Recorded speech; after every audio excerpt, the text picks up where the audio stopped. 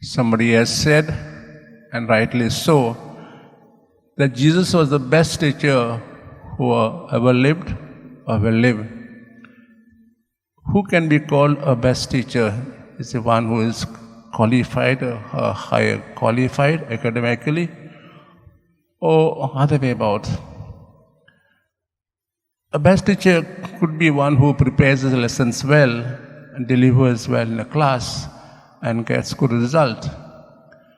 For me, the best teacher is one not just who prepares the lessons well and delivers well in a class and see that he gets good result, but the one who is concerned about each and every one in the classroom, the so-called intellectual, the in-between, and so-called not so good, the weak.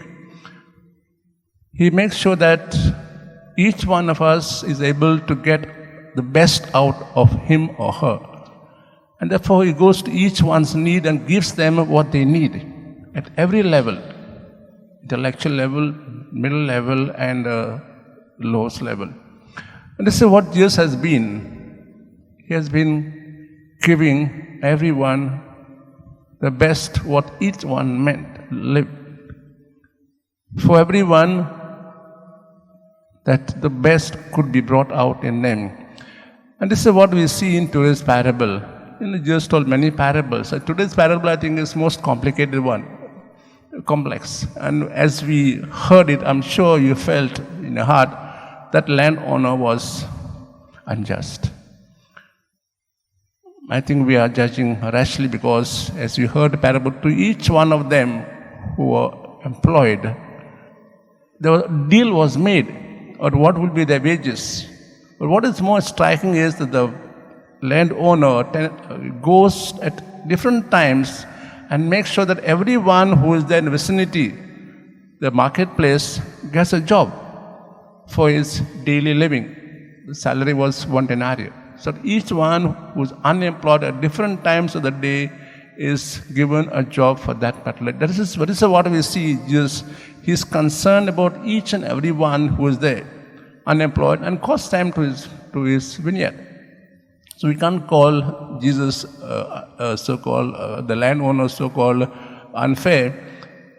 His fairness is that each one of them who is there gets day's wages. This is what is his specialty. The second thing we see in parable today is the tenants, the owner's goodness. He is good to each and every one of them. What is unpleasant in this parable is this, that those who came first and did the whole day's work, they are grumbling and complaining for the goodness of the landowner. And why is they complaining?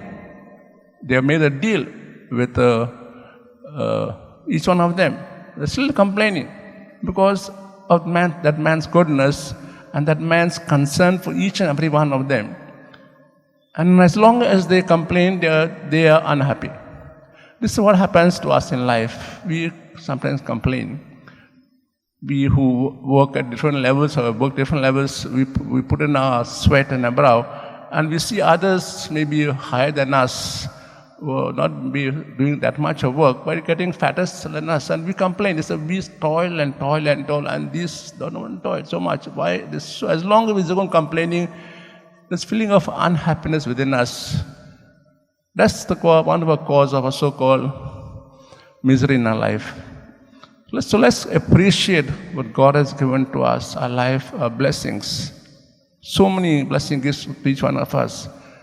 Let's not look at the other side and see he has got more, maybe more, or he has got less. But what is given to me is, so in that way, I'm sure we can ourselves be best teachers if you are happy with what we have, what is given to us. So we pray to God today that we appreciate our life, our families, our friends, and all those from whom we get His blessings. I thank God today especially for our society who has been so good to me right to my formation, right to this day, who has given me opportunity to serve and be at people's doorstep to help them. Let's pause and pray and look to ourselves what are the blessings He has given to us, and how to respond to those blessings.